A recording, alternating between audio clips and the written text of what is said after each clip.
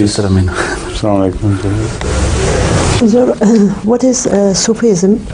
What is the Islamic teaching about Sufism? Are there any good Sufis even today?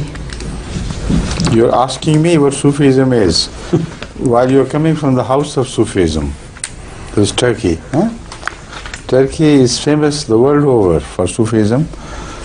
There are many brands of Sufism popular in Turkey, but the name of Sufism is particularly related to Turkey because of Maulana Rum. Maulana Rum. You know? Yes, sir.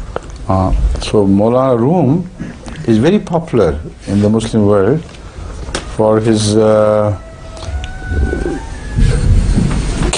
allegories. He writes stories and jokes, but sometimes they appear to be very obnoxious, very bad looking. But ultimately he gives them a twist. Then suddenly you realize that there was a very profound and pious message delivered in those things. But that is not all. He was a famous Sufi, one of the most really profoundly pious Sufis. And there are other Naqshbandis, they have been popular there. And which else? In Turkey, how many brands of Sufism are popular? All of them? Not all. But the major four branches that we know of are Shoharwardi, Chishti, Naqshbandi and Qadri. Which of these four major branches of Sufism are found in Turkey? Qadris Qadri and the Mevlevis. And? Mevlevis. Mevlevi. Oh, that's called Mevlevi. Mevlevis and Masnavi and Mevlevi. yeah. That's right. And Yes. Naqshbandis. Naqshbandi. Yes, I know. Naqshbandi is very popular too. And also they call Nur. Noor. Yes. Noor Bakshi? Nurju. They call Nurju. Nuri. Yes. Nuri or something. That's right. Yes. So first translate this, then inshallah I'll start explaining the meaning of Sufism in Islam and what significance it has, if any. Shoharwardi as well.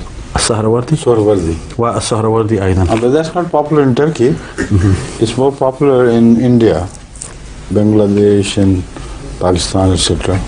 والسهروردي هؤلاء مشهورون أكثر في شبه القارة الهندية. Now Sufism was created as a reaction to Maulvism. So it is strange that one name of Sufism is called Maulvi. You call it Malavi, we call it Maulvi. One and the same thing. So Maulvism is a trend found in every religion after the demise of the founder of religions, all founders of religion. There is a universal trend that after a while the Maulvis gain the upper hand. They stress formalities overmuch, and they believe that the outer form of religion is all that religion is. So in that process they gradually forget about the spiritualism, which in fact is the essence of religion.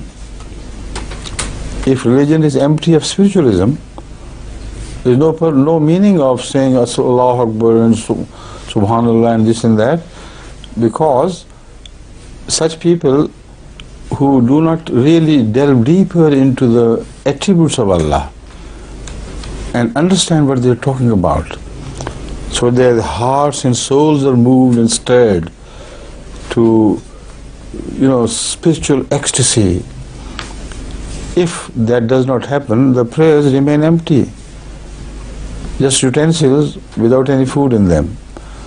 So that is what always happens to every religion, unfortunately, because religion always comes with a form, with an exercise sort of thing, which you find in regiments. When in the military regiments, they teach you how to do drill and exercise.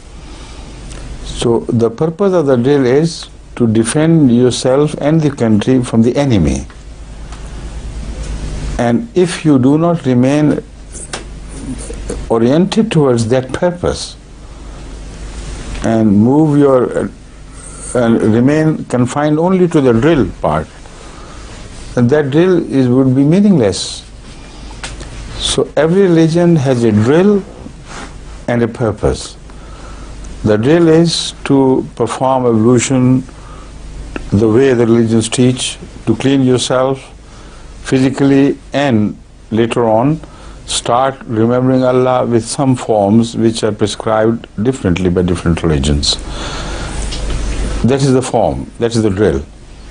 And the purpose is that you should fill your heart with the memory of God and you get closer to Him. And a new person is born from within you who is far more God-fearing as he goes on worshipping Him. And he does not only love God but also loves His servants, the humanity at large, the suffering humanity and the people. So this is the sum total of religion which we witness at the time of the founding of every religion. The quality may be different, but the basics remain the same. Every prophet brings this with him. You remember God, but not just sitting idly and remembering Him. Do it with a purpose, with a form, so that the memory is retained and is not wasted. So the form is highly essential too, but only for the purpose of protecting the spirit of religion. Like if you fill your hands with milk like this, you'll either drink it or it will leak out and be finished. You have to have some bottle, some container in which milk can be put and preserved. So this is the relationship between the form of the religion, form of religions, and the spirit of religions. At the time of the prophets, as I mentioned, there is no bifurcation whatsoever between form and spirit. No prophet divided it into two parts. He worshipped in form and worshipped in spirit. So the best illustration is that of Hazrat Muhammad Rasulullah sallallahu alaihi wasallam. He remembered God, I think, millions of times more intensely than the so-called Sufis do. But he didn't abandon prayer, the form. He said prayers 5 times a day, plus nawafil, the optional prayers. Plus he got up at night, and sometimes more than half a night he was engaged in prayer, until God told him to reduce this load. It's too much. So form continued. And each prayer which he performed was filled with the love of God like I can't describe.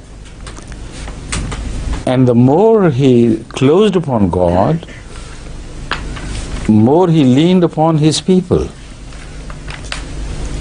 He did not cut himself off from the daily life.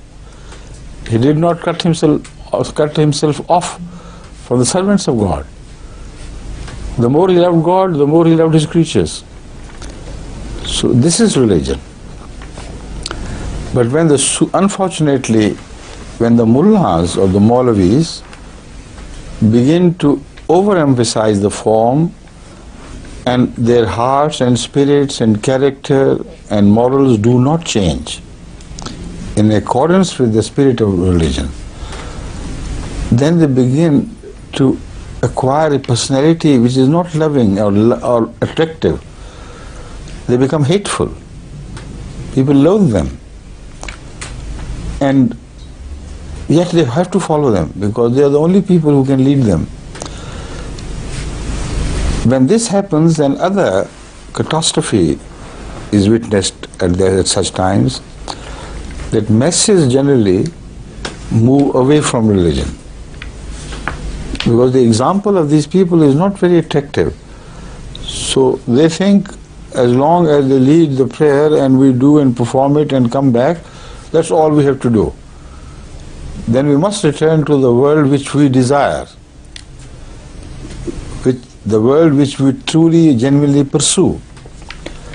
So religion is split in another direction, in another plane. The followers of such mullahs remain no longer interested in the spirit of religion because their leaders are not interested. They only dictate things with the threat of punishment. No, this does not soften the hearts. All right, say the prayer or go to hell, do this or go to the hell, or you will be lashed so many times. And this rigid attitude takes the love of religion out of the heart of people, so they follow them out of threat or mere formality. When this happens, then nobody can guard the values of morality. It is the time for, in fact, the bell begins to toll for their spiritual death from that moment.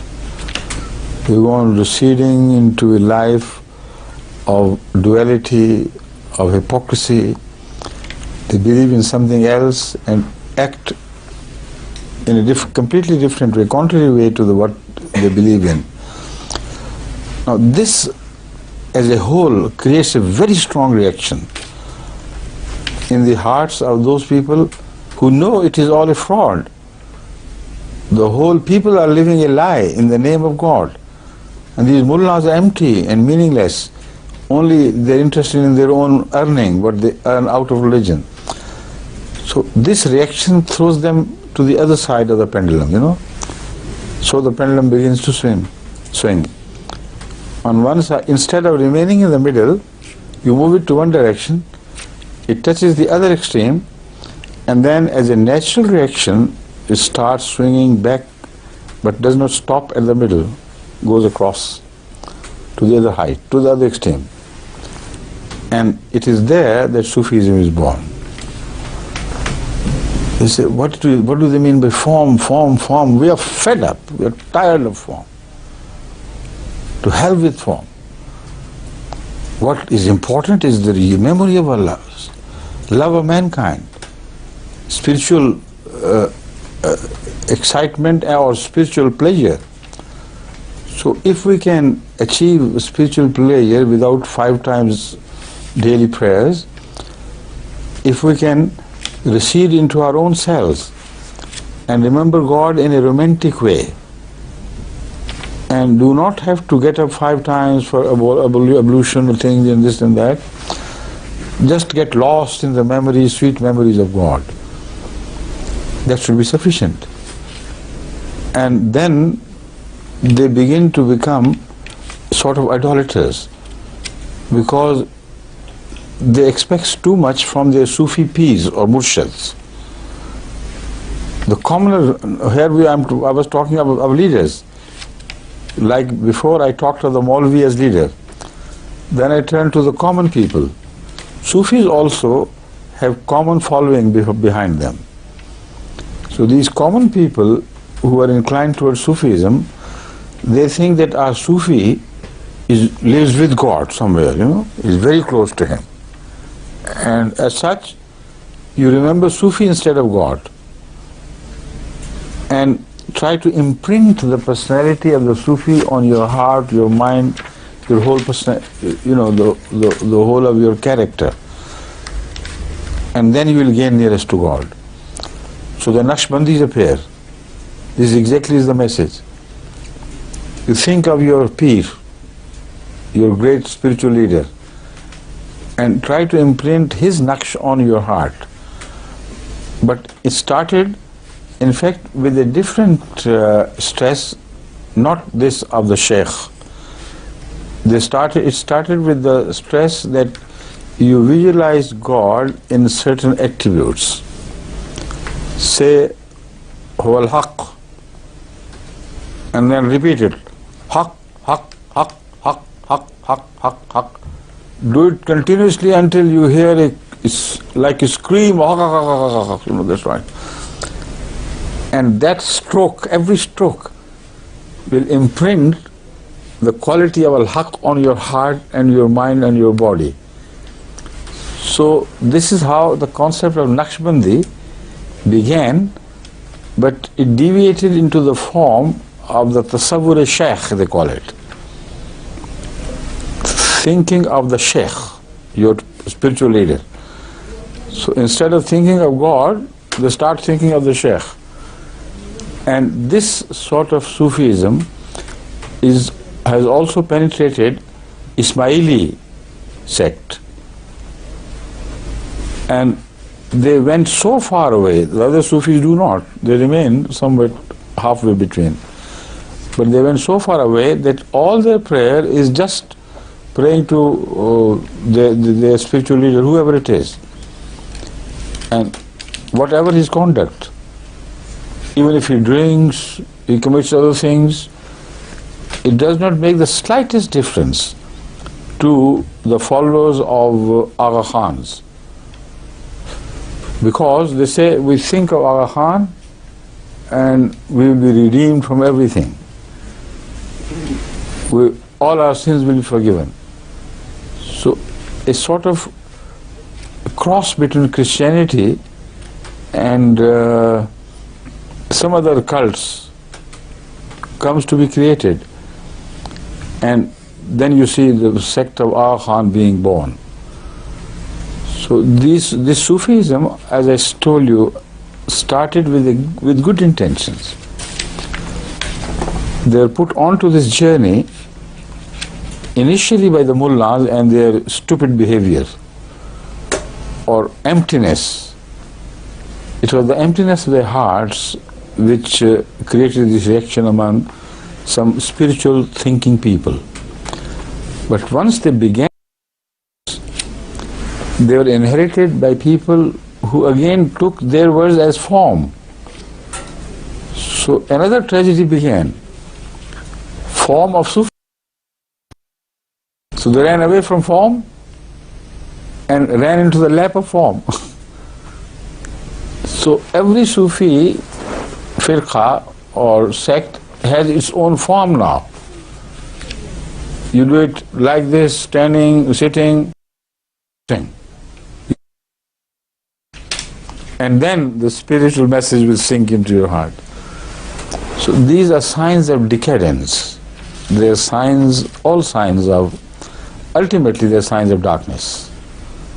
You move away from the time of a prophet and you begin to sink into gradual degradation, decadence, and the pit of darkness. But in the darkness they have their own small lights, lamps, carry lamps and dance around them. This is Sufism at last. Please. See, incidentally I mentioned Ismaili sect and said that whatever their head may do, they're not concerned, they don't bother about this. I came to learn why from a report printed here in some British media. I don't remember whether it was Times or some other newspaper, which had published an interview with the late Prince Karim. Isn't he the late Prince Karim? Yes. Which was, he was interviewed by some very well-known press representative. I don't know which paper did he represent, but he was a very well-known journalist who took the interview. And I believe he was not telling lies when he said this.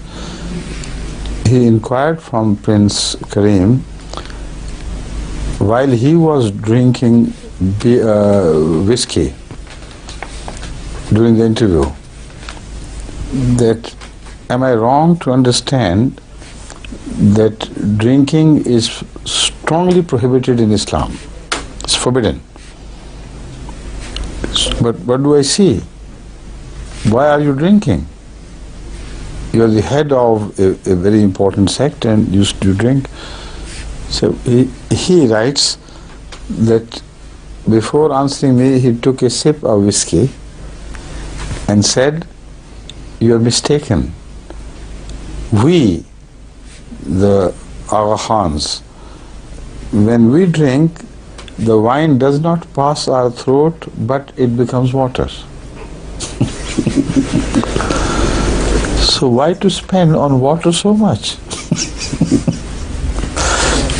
You can get free water from the tap, or you can pay a few cents for a bottle of pure water.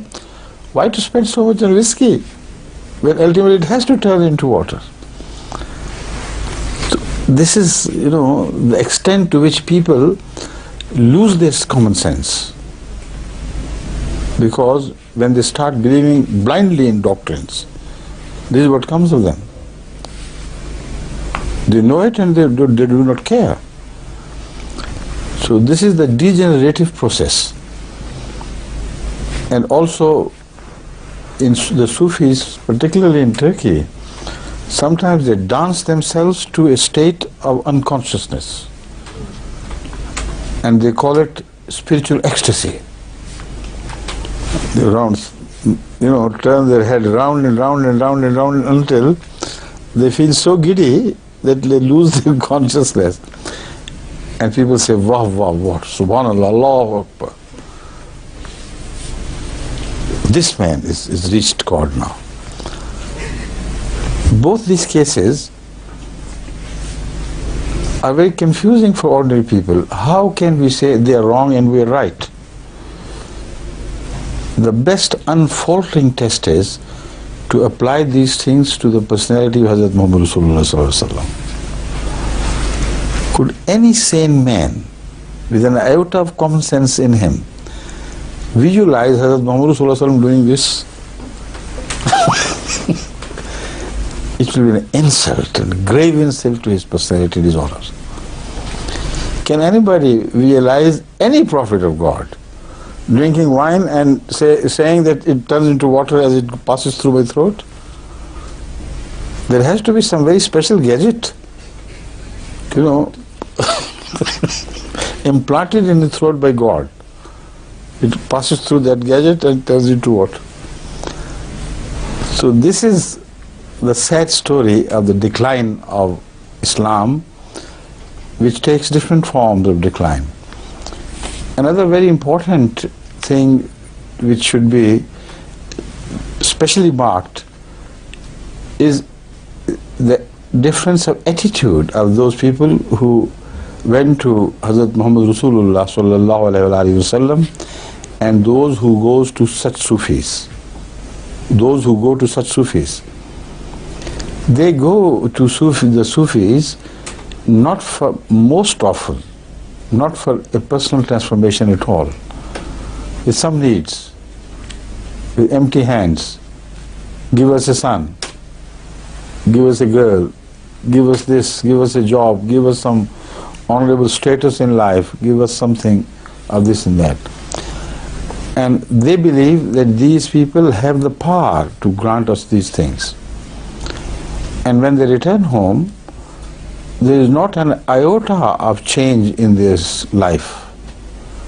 They're as immoral as they used to be. Even they are encouraged to become more immoral, because they believe when such a great Sufi is at our back, standing at our back, supporting us, why should we bother about a few trivial sins of committing a murder or two, or a small thing of depriving anybody else of his property and running away with it? They are just incidental gains.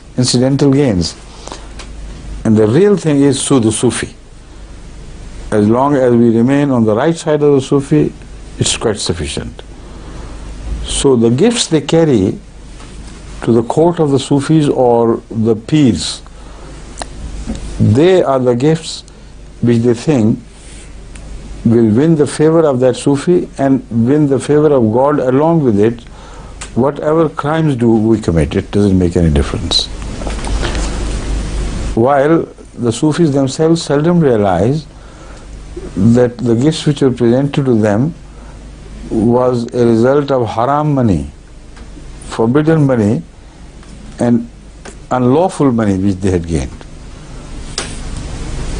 There are cases reported where in the olden times the Sufi type people were really good, pious people, and God protected them from eating such things. Once a Sufi, real great Sufi, God-fearing person, he was invited to a royal feast somewhere. He began to eat and drew his hand away, saying something to the effect that this is the blood of the usurped money, blood of the people, hungry poor people which you are eating. I am not going to eat that. Or if it was not something which happened at a court, it happened somewhere, but the essence of this story is that sometimes Allah saves His pious people from eating wrong food because they willfully avoid such food with all their effort. So God protects them to a degree that even by mistake they do not do it. But the peers and fakirs we know, the Sufis, etc., they never even remotely think of such possibilities. Whatever comes their way, it's fine, it's okay by them. Again, these people, even if they die, they remain the object of their love. So the love stops short at the Sufi or the head of a particular sect and doesn't go across to God. While in case of Hazrat sallallahu alaihi wasallam, he is told he is informed to us by God and repeatedly in the Quran that to follow him is to follow God. To love him is to love God. And the love does reach God because you get your response from God, not from him. So when you receive your response of love from God, how can you doubt that your love was carried and delivered to God? Not personally, consciously by the Prophet, but the way he teaches you to follow him, in each step you take behind him, you gain nearness of God. This is the meaning of that love. And you know it. You're getting closer. So all that you gain is God, not just the worldly material things. Of course, people used to beg Hazrat sallallahu alaihi wasallam to pray for them for small things of this and that, but their nearness to him was not for that purpose. It was merely out of love for God that they loved Prophet Muhammad sallallahu alaihi wasallam. But the crowd that these people attract, they attract a materialistic crowd. They have no fine sense of values. They're just extremely egoistic, and they love their own self and require their own desires to be fulfilled, and that is all that there is to life for them. So the difference between the rightness of a sect or a view can easily be judged. There is no difficulty whatsoever if you put it to the right touchstone. And the touchstone must always be Hazrat Muhammad Rasulullah sallallahu alaihi wasallam, because the Holy Quran says God has created him as uswa for you. Uswa means the touchstone. So why do the people today do not go to the uswa of Hazrat Muhammad Rasulullah sallallahu alaihi wasallam? Again, for the same reason, because it's not goodness they love, it's not God they love. They love their own ulterior motives and material gains, so they get it, they think they get it from the Sufis, and that's quite sufficient for them. Please.